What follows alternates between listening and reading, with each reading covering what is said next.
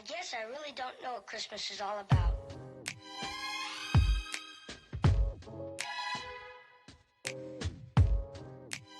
Hello all, welcome to the HappyNessa channel. Remember, this channel is for anyone of all ages and stages who are committed to happiness, connectedness, and being you authentically and unapologetically. So on that note, just a friendly reminder, I'd like to let people know that this is phase 1 of my channel. So that means the videos aren't professionally edited quite yet, but definitely stick around because there's a lot of content in different areas. Today's video is actually going to be about anxiety and stress and how to manage it. I don't know if I want to say unfortunately, but I'll say it. Unfortunately, I can speak from personal experience. You know, I've definitely have professional experience in helping other people manage their stress and anxiety.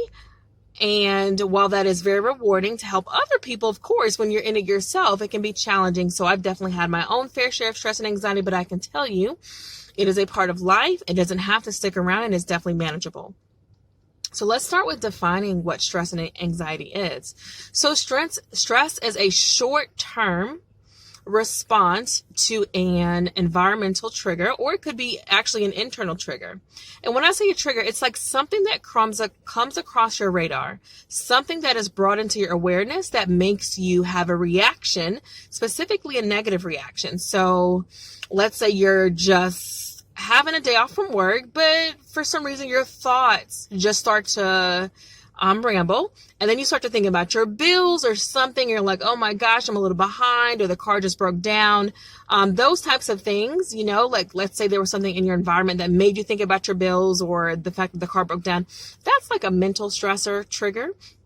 You can have physical triggers out, you know, as you're going throughout your day. If you're driving to work and you're in a pileup on the highway, that can make your body have a stress response.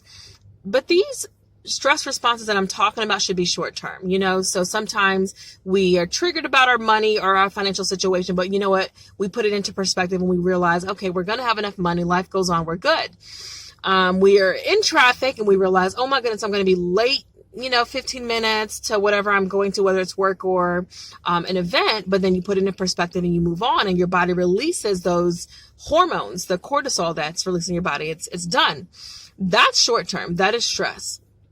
Anxiety is a prolonged reaction. So anxiety is more of a condition where your body is constantly in a hyper stress state.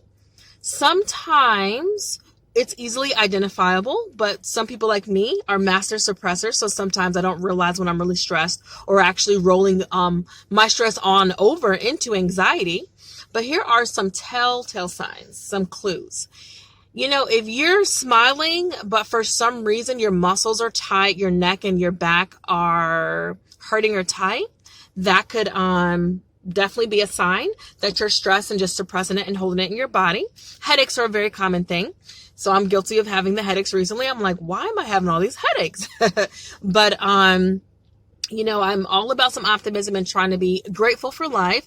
But life does present you with triggers. And so your body does and your mind does respond. So when you notice that you're having the headaches or the tension in your muscles or the back or the neck ache, just pay attention, or even stomach ache. There's a lot of different things that can happen. That can be a sign of stress or anxiety. So you got to remember too, stress and anxiety are coming from, most of the time, no matter what triggered you, what happens after the trigger is a negative thought about the past, the present, or the future. Your body is in mind is saying, sometimes even when it's not really that big of a deal, basically what happens is your body or your mind goes into fight or flight. When your body goes into fight or flight, it feels like it's under attack. It literally feels like someone is trying to kill you. So I've heard so many different doctors explain it this way. Let's say you're going hiking and you come across a mountain lion. The type of stress that your body feels in that situation is called fight or flight, and your brain goes to survival mode. What can I do to stay alive? Unfortunately, because of all the demands and pressures that we have in today's day and age, a lot of us are literally going all the way to fight or flight from our day-to-day activities. So what I'm saying is we are jumping so far ahead when we look at our to-do list, or when we think about something that we have planned that we're trying to get done, or we think about the fact that we might feel that in the moment we don't have enough money to pay our bills or to take care of something important. Your body and mind start to respond as if you're going to die. So that, as you would probably intuitively know, is not a good thing. We don't want to have our body thinking we're near death on a daily basis just because we're not managing our stress and anxiety. Please understand my tone is not judgmental. I'm speaking from personal experience, and I know it's easier said than done. Certain personalities are more laid back and more naturally handle stress and literally do not suppress it. Then you got people like me who suppress it, and put on the smile. And then I realize, oh my gosh, like I just don't want to be around anyone. I'm feeling upset, or my body, so you got some suppressors. And then you have some people who just walk around and it's obvious that they're, anxious all the time. So no matter where you fall, we're not going to judge each other. We're all human beings trying to do our best. And let's get into the second half of the video. Let's talk about what we can do about it. Okay. So just remember, whether it's stress or anxiety is a technical thing. Stress is short-term, anxiety is long-term. So even if you don't have a prevalent issue with anxiety, stress, consistently can still be a challenge that we can take care of. So how do we take care of stress? What we can do is try to attack stress and anxiety from a physiological approach, and then also a mental and spiritual approach. So when we talk about the physiology of the body, the physics of the body, the biology of the body, that is really important. So when you think about yoga and all these different things that people do to get really grounded, at the end of the day, the biggest difference that's really happening is their breathing. It sounds, for some people who haven't studied the power of the breath enough, we can sometimes underestimate how powerful it is. But basically, when we're in stress or anxiety mode, here's what's happening. When you have a stress response to something, you start to do this. Even if you don't make a sound, you're literally holding your breath. When you hold your breath, that tells your body, go ahead and release that cortisol. Go ahead and release those stress hormones so we can go ahead and prepare for this fight or whatever's about to happen. So by taking deep breaths, even in the midst of chaos, like let's say, you're in a car accident or something major happens, like, maybe a friend passes out, or I don't know, whatever the situation is. And it's truly like, okay, I need to help. This is kind of a crisis right now. What can I do? The last thing you want to do is hold your breath and freak out. But again, we're human, so it happens. So the deep breathing comes into play because when you're taking the deep breaths, you're giving your body the physical thing that it needs in order to think rationally, in order to have access to the part of the brain that is going to be rational, logical, and get you out of your situation and help you achieve the solution that you want. You need to breathe deeply.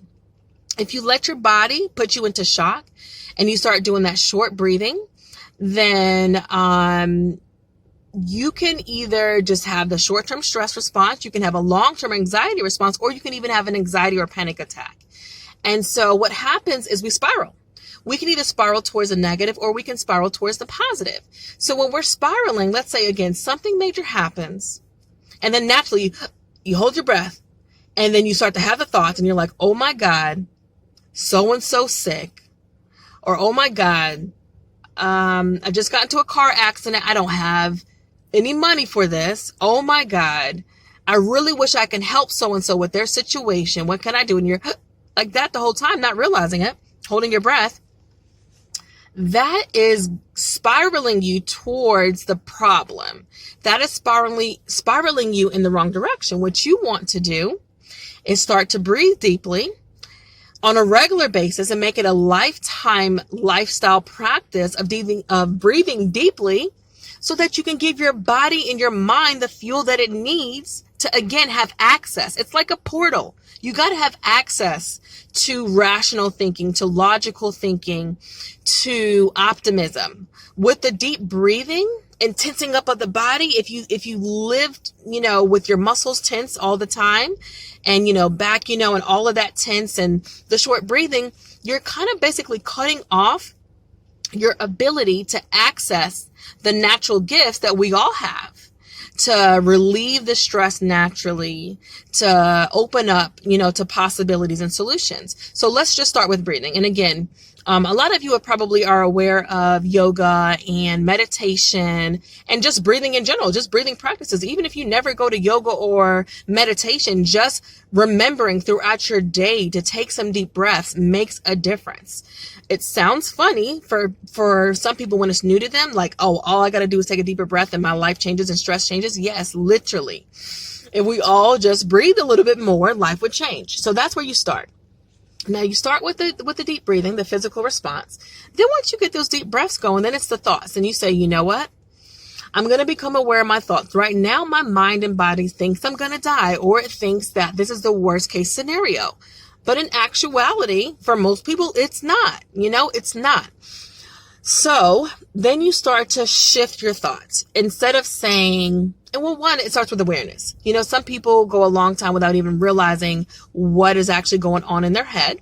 So it does take some practice to slow down your thinking, to actually get inside your own head and to notice, what thought did I just have?